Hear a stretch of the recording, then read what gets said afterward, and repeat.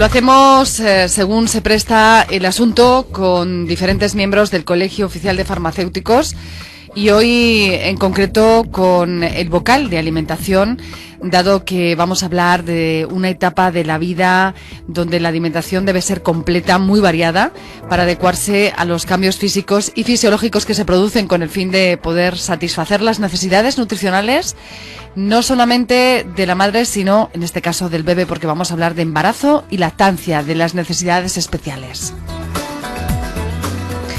Nos acompaña seguro que con buenos consejos y lo que es mejor, con información actualizada, Alberto Palacios, el vocal de alimentación del Colegio de Farmacéuticos. ¿Qué tal? Bienvenido, buenas tardes. Hola, buenas tardes. Bueno, ¿qué es importante para evitar los riesgos de malnutrición, sobre todo en el embarazo? Porque es verdad que uno echa la vista atrás y dice, bueno, nuestras madres quizá no les hablaban tanto de ello, pero en la actualidad sí que es verdad que se tiene un especial cuidado en ello, aunque pudiéramos desdeñar esa idea de la necesidad desde el momento en que se ha concebido, es decir, desde el primer momento en que sabemos que hay un embarazo por delante, evitar desde luego una malnutrición que podría llevar a efectos peores, ¿verdad?, el desarrollo del feto. Efectivamente, lo más importante si una mujer tiene pensado quedarse embarazada es primero acudir al médico para que el médico le prescriba el ácido fólico, vamos. Porque para prevenir la malnutrición se necesitan aportes extras de energía entre 250 y 300 kilocalorías, sobre todo durante la segunda mitad del embarazo, pero en un inicio se necesita un aporte extra de ácido fólico, unos 400 microgramos diarios, porque eso evita, proviene malformaciones en el feto. Uh-huh. Es decir, y se destaca sobre todo, lo digo por lo que escucho, nos cuenta sobre todo el ácido fólico, sería ese aporte quizá mayor que va acompañado de intentar evitar males. En principio el ácido fólico también hay otras partes, como por ejemplo cabe destacar el calcio, porque ya que el feto capta entre 200 y 200 miligramos al día, sobre todo durante el tercer trimestre, y también se necesita un aporte extra de hierro, entre 0,9 miligramos diarios.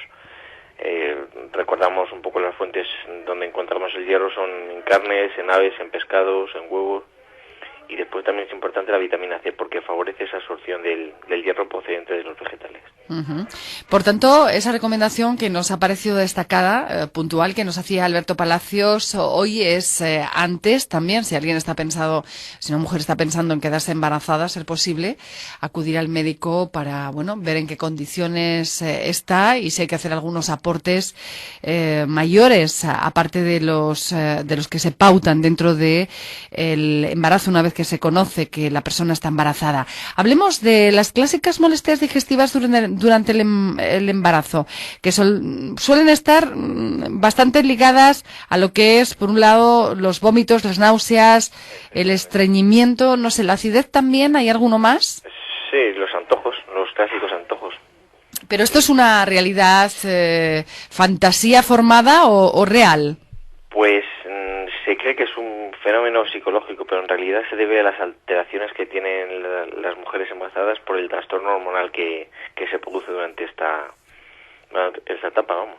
Uh-huh. Bien, ¿nos podría contar un poquito de cada una de ellas? Por tanto, entiendo, náuseas o vómitos, acidez, antojos y el estreñimiento. Pues, por ejemplo, sobre los vómitos y las náuseas, pues es probable que a lo largo del embarazo, sobre todo durante el primer trimestre, que es donde más se dan, la embarazada sienta náuseas y vómitos, sensaciones debidas a cambios metabólicos que experimenta. Para mejorar esta sensación podemos aconsejarle, por ejemplo, que realice comidas ligeras, frecuentes, poco copiosas, respetando siempre los horarios y el número de tomas. Que, por ejemplo, antes de levantarse, que es cuando más, al levantarse es cuando más náuseas puede tener, incluso los vómitos, pues si tiene en la mesilla unas galletitas o una tostada o algo de cereal, comer algo sólido siempre antes de levantarse puede evitar esta sensación.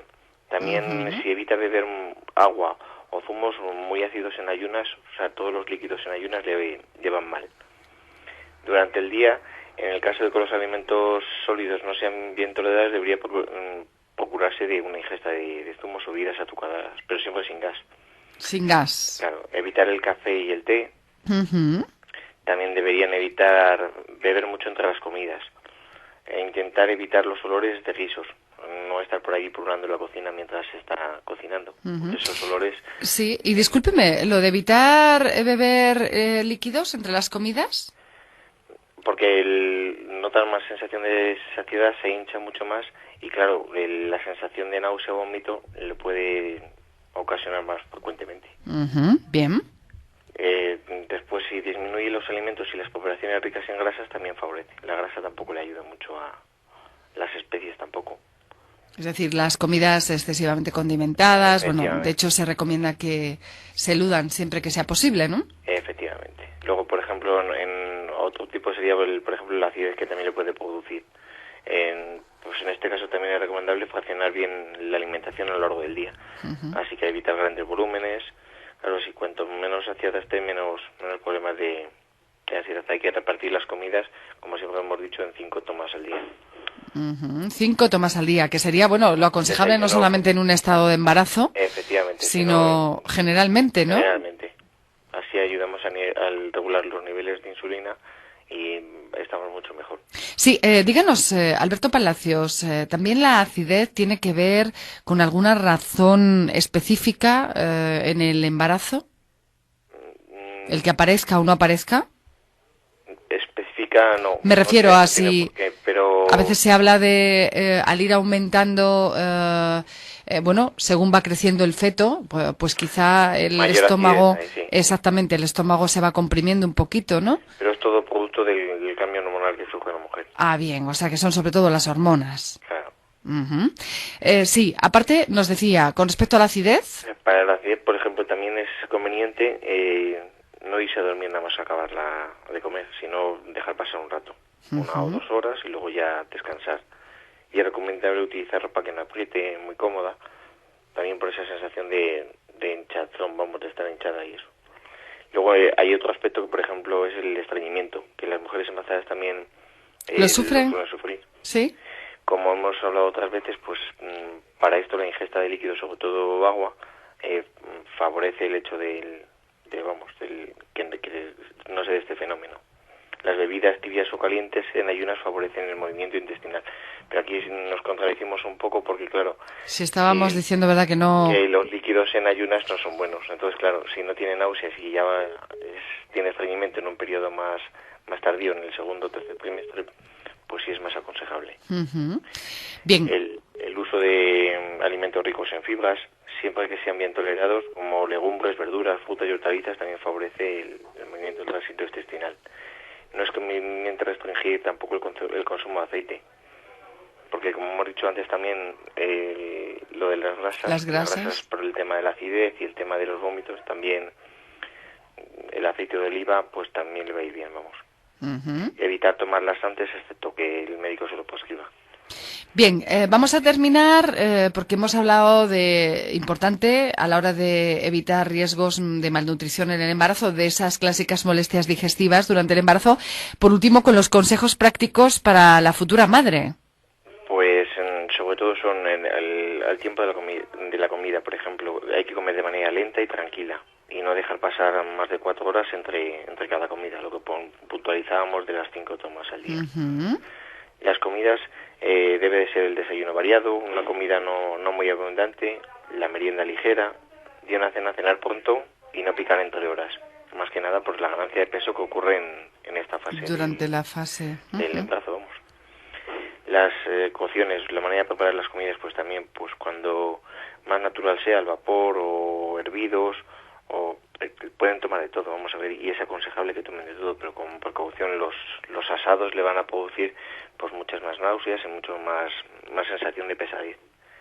El peso, por ejemplo, en una embarazada es muy importante controlar el peso, al igual que cuando decíamos en un principio que el ácido fólico normalmente no lo prescribe el médico también nos puede pautar para que no ganemos tanto peso en el embarazo.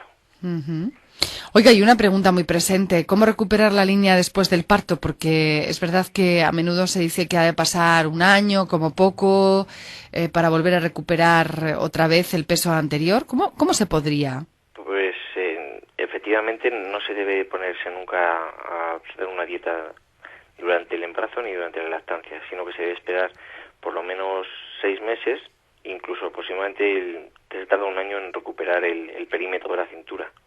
Cuanto mayor peso se haya ganado en el brazo, más deben de limitarse los alimentos ricos en grasas. Y también es necesario el hecho de hacer ejercicio.